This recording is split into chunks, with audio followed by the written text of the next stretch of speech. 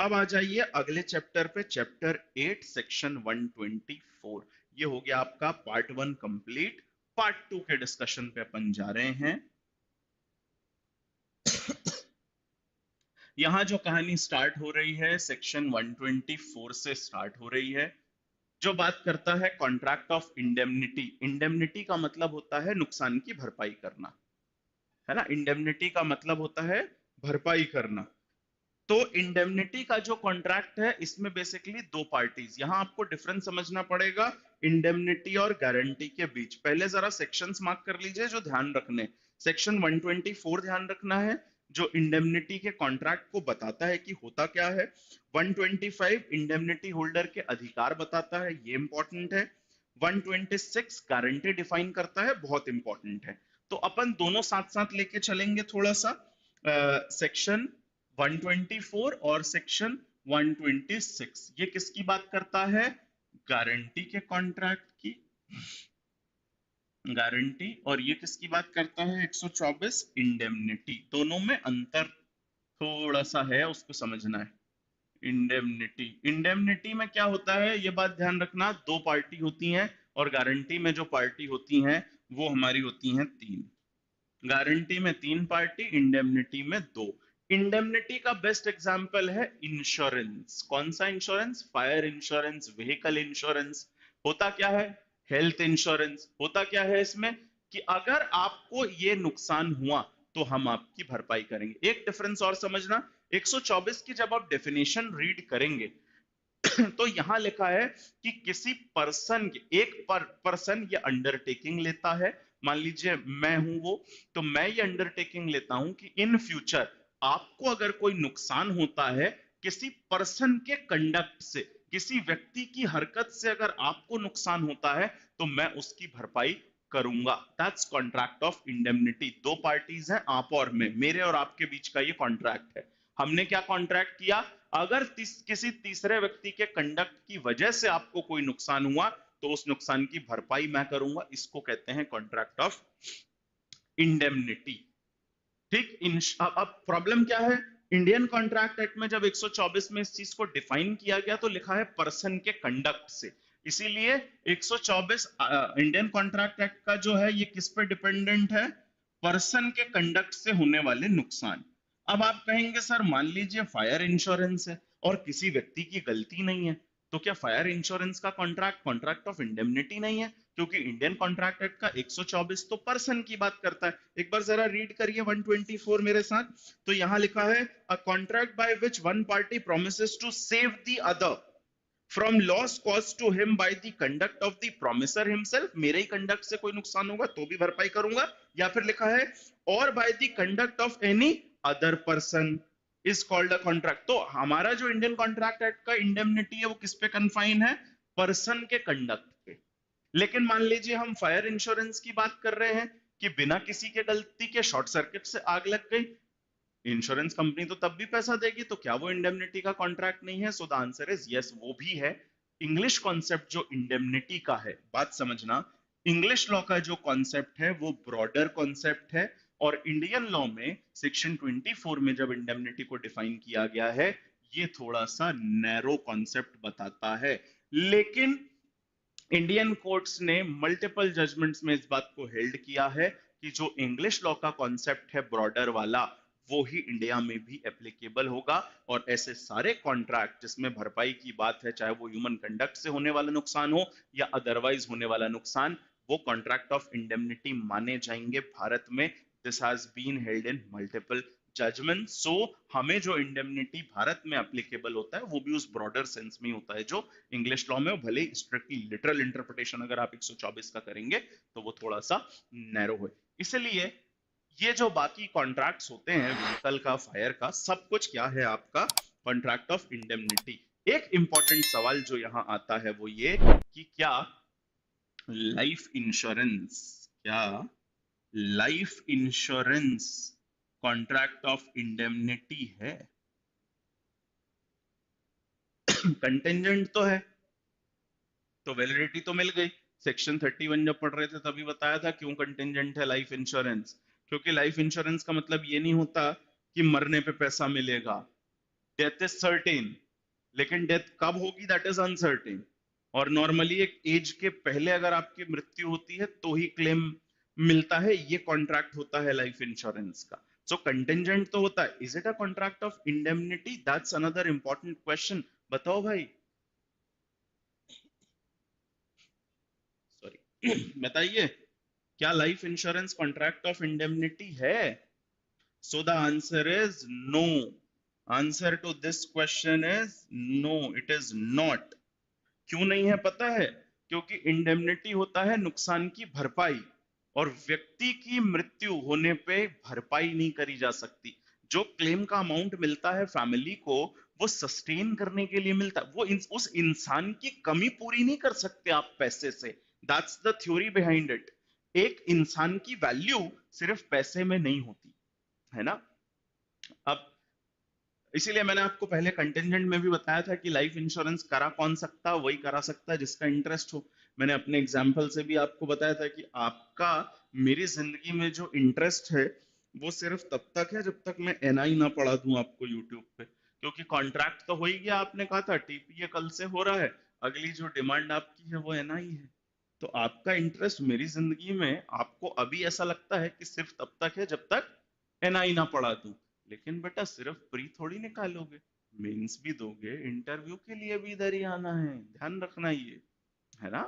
Interview के लिए भी आना है, इसलिए जब तक फाइनल पीडीएफ में नाम ना मिल जाए तब तक तो गारंटी है कि मेरी लाइफ में आपका इंटरेस्ट होना चाहिए। जब तक फाइनल सिलेक्शन की पीडीएफ में नाम ना ढूंढ लो अपना, जब तक मेरी जरूरत है आपको जिंदगी में, ये ध्यान रखिएगा। लेकिन एक बात समझना, इंडेमनिटी का मतलब नुकसान की भरपाई। किसी व्यक्ति की भरपाई आप नहीं कर सकते। फैमिली के लिए एक पर्सन, ह्यूमन बीइंग की जो लाइफ है, उसको पैसे में क्वांटिफाई करके उस नुकसान की भरपाई कर पाना संभव नहीं है। इसीलिए life insurance is not a contract of indemnity, rather it is a contingent contract and hence it is valid. I hope this is clear. Yes, तो ये बात आप जरा ध्यान रखिएगा, सिंपल लॉजिक पे बेस्ड है, बहुत लॉजिकल बात है कि इंसान की जिंदगी को भरपाई नहीं कर सकते। You can not make good of a loss of a human life. और यहां 24 में लिखा है कि नुकसान की भरपाई। अब जो देखिए, ये जो इंडेमनिटी हमने पढ़ा सेक्शन 125 बहुत इंपॉर्टेंट है। Rights of indemnity holder when sued. क्या अधिकार है इंडेमनिटी होल्डर के? एक ही कॉन्सेप्ट है, ध्यान से सुन लोगे समझ आ जाएगा।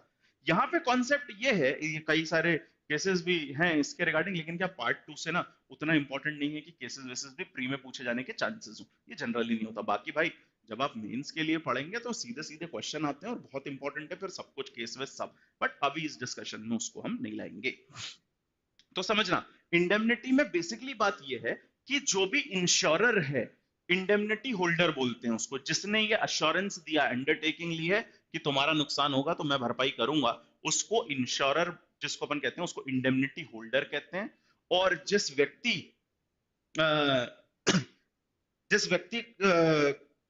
के अगेंस्ट इंडेमनिटी हुई है, जो नॉर्मली इंश्योर्ड, जो आपका सॉरी जो इंश्योर्ड होता है उसको अपन बोलते हैं indemnity holder. I am really sorry, by mistake मैंने वो रिवर्स बता दिया आपको।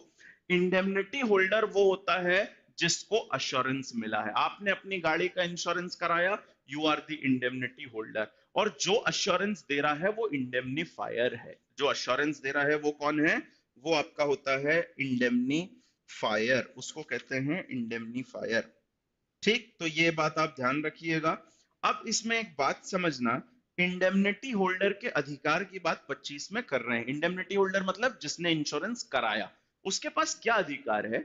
एक क्वेश्चन अराइज होता है कि क्या इंडेमनीफायर तभी लायबल होगा जब नुकसान का पेमेंट ये व्यक्ति कर दे। बात समझना, आपकी गाड़ी का एक्सीडेंट हुआ, आपने रिपेयर करा के पे कर दिया, खर्चा आया 20,000, आपने पे कर दिया, क्या तब आप इंडेमनीफायर को सीन में ला सकते हैं कि भैया हमने गाड़ी में नुकसान हुआ था, 20,000 रुपए खर्च कर दिए, अब तुम हमारे पैसे को रिएम्बर्स करो?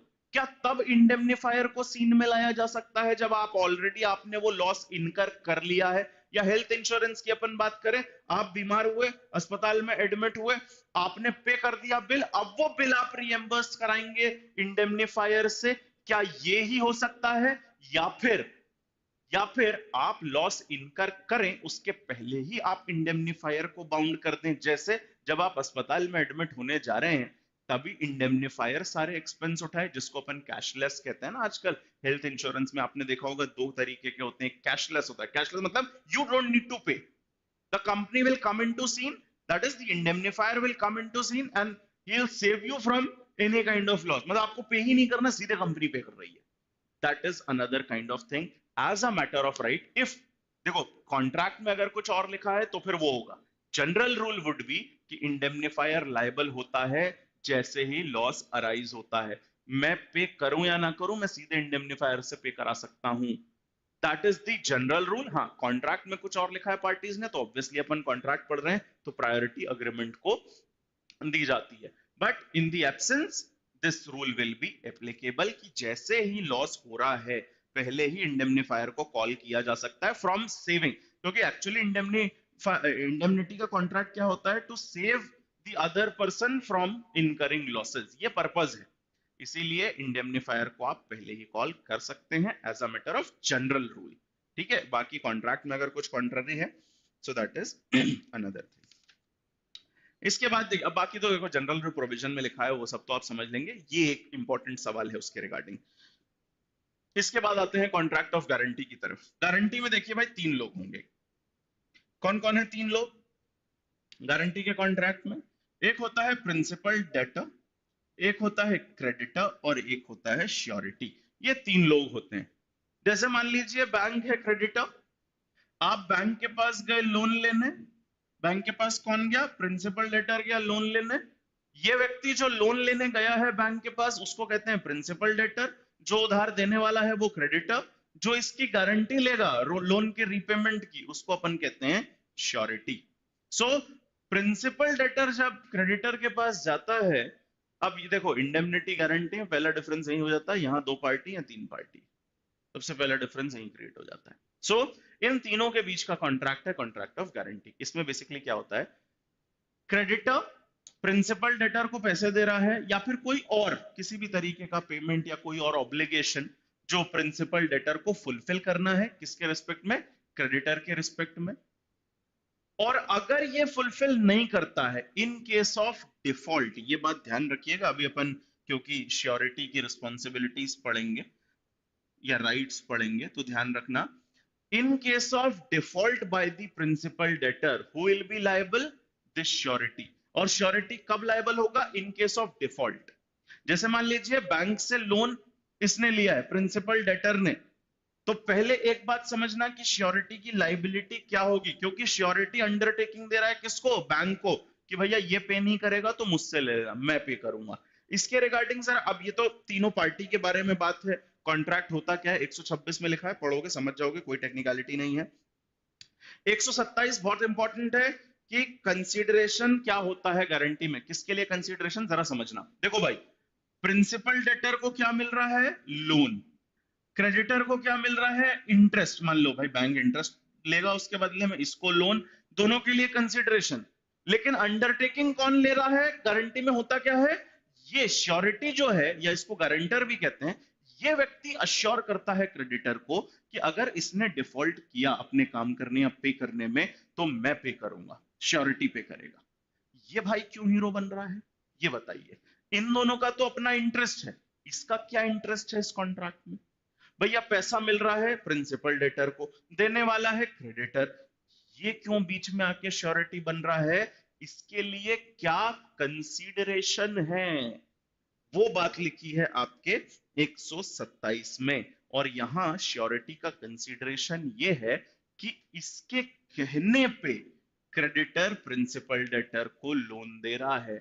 जब प्रिंसिपल डेटर बैंक के पास पहुंचा और बैंक ने कहा भैया श्योरिटी लेके आ, इसका मतलब क्या है, क्रेडिटर को इस पे भरोसा नहीं, बैंक इसको लोन देने को तैयार नहीं है। लेकिन जब एक दूसरा व्यक्ति आके अश्योरेंस देता है, श्योरिटी आके ये बात कहता है कि ये डिफॉल्ट करेगा तो मैं दे दूंगा, दे दो, इसके कहने पे ही क्रेडिटर ने लोन दिया, और 2D में अब दोबारा रिकॉल करना कंसीडरेशन की डेफिनेशन। 2D में हमने क्या करा था, when at the desire of the promisor the promisee or any other person has done something, promisee or any other person has done something or does something or promises to do something, इसके कहने पे ही bank loan दे रहा है, otherwise नहीं देता। That is sufficient consideration for S. इसके लिए क्या कंसीडरेशन है कि इसके कहने पे बैंक राजी हुआ है प्रिंसिपल डेटर को लोन लेने के लिए, ये कंसीडरेशन है। एक बार रीड कर लीजिए 27, एनीथिंग डन और any promise made for the benefit of the principal debtor may be a sufficient consideration to the surety. Surety के लिए यही सफिशिएंट कंसीडरेशन है कि उसके कहने पे बैंक तैयार हुआ है प्रिंसिपल डेटर को उधार देने के लिए, ये सफिशिएंट कंसीडरेशन है। एक बात ये ध्यान रखिएगा। इसके बाद 128 मार्क कर लीजिए, बहुत इंपॉर्टेंट। 26, 27, 28 तीनों बहुत इंपॉर्टेंट है। 28 है श्योरिटी की लायबिलिटी। तो आप देखेंगे उसमें लिखा है श्योरिटी की जो लायबिलिटी है वो को एक्सटेंसिव होती है। को एक्सटेंसिव का बेसिक मीनिंग ये है कि जिस भी अमाउंट के लिए प्रिंसिपल डेटर लायबल है, मान लीजिए इसने 5 लाख रुपए का लोन लिया है, इंटरेस्ट इसको उस पर मान लीजिए 25,000 इंटरेस्ट देना है, तो जो श्योरिटी लायबल होगा वो पूरे अमाउंट के लिए होगा। 5 लाख लोन का भी और 25,000 सबके लिए लायबल होगा श्योरिटी। जितना क्रेडिटर को लेना है सब पूरा अमाउंट इससे रिकवरेबल होगा in case of his default. इसको कहते हैं को extensive. I hope you getting this. इसके कॉन्ट्ररी भी कॉन्ट्रैक्ट हो सकता है कॉन्ट्रैक्ट में ये लिखा हो गारंटी के कि भैया मैं तो सिर्फ 2 लाख तक के लिए लायबल हूंगा, so that will be a special circumstance कि आपने कॉन्ट्रैक्ट में अलग लिख लिया। अदरवाइज जनरली को एक्सटेंसिव होती है लायबिलिटी। को एक्सटेंसिव मतलब जितनी प्रिंसिपल डेटर की उतनी ही श्योरिटी की भी। अब एक लायबिलिटी के रिगार्डिंग एक इंपॉर्टेंट कॉन्सेप्ट है इधर पे, उसको जरा समझना। बात ये होती है कि हमने कहा श्योरिटी लायबल कब होगा, जब प्रिंसिपल डेटर डिफॉल्ट करेगा। इसका मतलब ये कि मान लीजिए 5 लाख का लोन लिया है प्रिंसिपल डेटर ने और बात हुई है 1 जनवरी की कि 1 जनवरी को लोन या 1 जनवरी तक लोन रीपे हो जाएगा। अब 1 जनवरी को अगर, ध्यान से सुनना मेरी बात, अगर 1 जनवरी को लोन रीपे नहीं हो पाया इसका मतलब इस व्यक्ति ने क्या किया, डिफॉल्ट कर दिया। क्या 1 जनवरी के पहले बैंक श्योरिटी से मांग सकता है कि यार उसके तो लक्षण दिख नहीं रहे हमको पैसे वापस करने के, क्योंकि उसको पूरे 1 साल में थोड़ा थोड़ा अमाउंट करके भी करना था और 1 जनवरी तक जो रिमेनिंग है सब पूरा कंप्लीट करना था।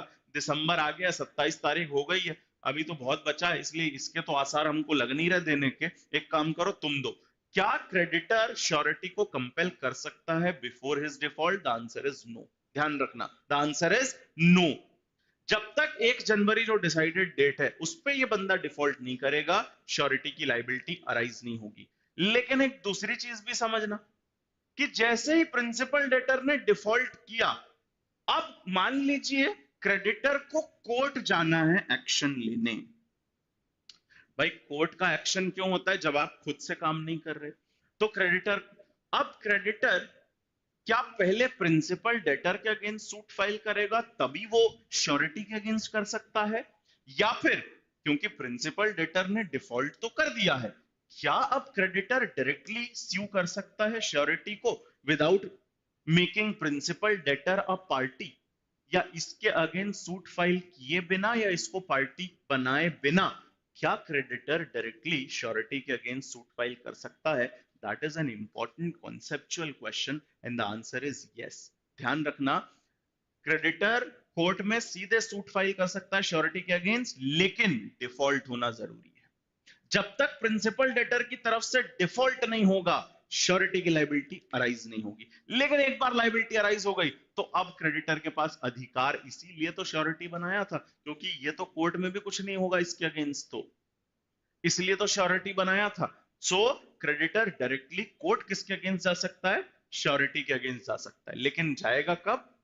जब इसकी तरफ से पहले डिफॉल्ट होना चाहिए। I hope you understood the concept and that is quite important. इसके बाद सीधे आप सेक्शन मार्क कर लीजिए, इसमें 129 मार्क कर लीजिए, कंटिन्यूइंग गारंटी जो एक लंबे समय के लिए होती है। जैसे इस श्योरिटी ने बैंक के पास जाके बोल दिया कि अगले 1 साल में जो जो भी अमाउंट ही मांगे दे देना, I will pay for it. ये कंटिन्यूइंग गारंटी कि अगले 1 साल तक के लिए इसने guarantee they the number of transactions पे, कि भाई ये जितना भी, या मान लीजिए किसी दुकानदार के पास जाके मैंने आपके लिए बोल दिया, आपने कहा सर बुक्स चाहिए रहेंगी, मैंने एक स्टेशनरी वाले को बोल दिया भाई 14 जनवरी को उनका एग्जाम है, जब तक जितनी किताबें ये मांगे दे देना, I will pay for it. That is continuing guarantee. Section number याद रखना 129। रेवोकेशन भी इंपॉर्टेंट है कंटिन्यूइंग गारंटी का 130, बीच में कभी भी रिवोक कर सकते हैं। भले मैंने अभी मान लीजिए गारंटी दे दी, श्योरिटी बन गया मैं कि भाई ठीक है 14 जनवरी तक इनको जो किताब चाहिए दे देना, बीच में मैं चाहूं तो रिवोक कर सकता हूँ। 5 तारीख को मुझे आपके लक्षण समझ में आ गए कि आप पढ़ नहीं रहे हो, तो हो सकता है मैं अपनी गारंटी रिवोक कर दूं, ये अधिकार मेरे पास है 130 के अंदर। 131 डेथ होने पे श्योरिटी की अपने आप कंटिन्यूइंग गारंटी रिवोक हो जाएगी। इसके बाद मार्क कर लीजिए 133 discharge of surety by variance in terms of contract, that is very important 133। अब मान लीजिए ये जो कॉन्ट्रैक्ट ऑफ गारंटी हुआ था इसमें बात हुई थी 5 लाख लोन और 25,000 इंटरेस्ट। इन दोनों ने, क्रेडिटर और प्रिंसिपल डेटर ने, अगर आपस में टर्म्स वेरी कर लिए, चेंज कर लिए हैं बिना श्योरिटी को बताए, तो श्योरिटी अपनी लाइबिलिटी से डिस्चार्ज हो जाता है। That's what 133 says. इसके बाद एक इंपॉर्टेंट चीज और मार्क कर लीजिए 142 और 143, guarantee obtained by misrepresentation valid नहीं होगी, श्योरिटी को पूरी जानकारी नहीं दी, गलत इंफॉर्मेशन दी, या फिर कंसीलमेंट के थ्रू अगर किया है तो वो भी वैलिड नहीं होगा। बस सेक्शन याद रखिएगा 142 143। 145 भी इंपॉर्टेंट है। इसके बाद 145, उस कॉन्सेप्ट को इधर समझना। देखो भाई 145 कहता है कि there is an implied contract of indemnity. Guarantee के हर कॉन्ट्रैक्ट में एक इम्प्लाइड कॉन्ट्रैक्ट होता है इंडेमनिटी का, किसके बीच? प्रिंसिपल डेटर और श्योरिटी के बीच। क्या है ये इम्प्लाइड कॉन्ट्रैक्ट ऑफ इंडेमनिटी? वो ये है कि भैया क्रेडिटर को तो पैसे श्योरिटी दे देगा, अगर प्रिंसिपल डेटर ने डिफॉल्ट किया तो ये जो श्योरिटी है ये उठा के पैसे किसको दे देगा? क्रेडिटर को, ये पे करेगा। लेकिन ये क्यों करेगा अपनी जेब से? तो ये जब अगर अगर ये व्यक्ति क्रेडिटर को लाइबिलिटी डिस्चार्ज कर रहा है प्रिंसिपल डेटर की, ये लोन का पैसा चुका रहा है क्रेडिटर को, तो इसके पास एक इंप्लाइड इंडेमनिटी का कॉन्ट्रैक्ट है, ये फिर प्रिंसिपल डेटर से वसूलेगा। इसलिए प्रिंसिपल डेटर और श्योरिटी के बीच में ये कॉन्ट्रैक्ट है कि अगर प्रिंसिपल डेटर की वजह से, ध्यान से सुनना, प्रिंसिपल डेटर की वजह से श्योरिटी को कुछ लॉस अकर करना पड़ता है तो उसकी भरपाई प्रिंसिपल डेटर करेगा। इसी को कहते हैं कॉन्ट्रैक्ट ऑफ इंडेमनिटी, जहां एक पर्सन ये अंडरटेकिंग लेता है कि अगर मेरी वजह से तुम्हें कोई नुकसान हुआ तो मैं भरपाई करूंगा। So that is an implied contract of indemnity between surety and principal debtor, and that's what section 149 says, implied promise to indemnity, sorry to indemnify surety। ठीक, दैट इज 145, यही कॉन्सेप्ट है बस।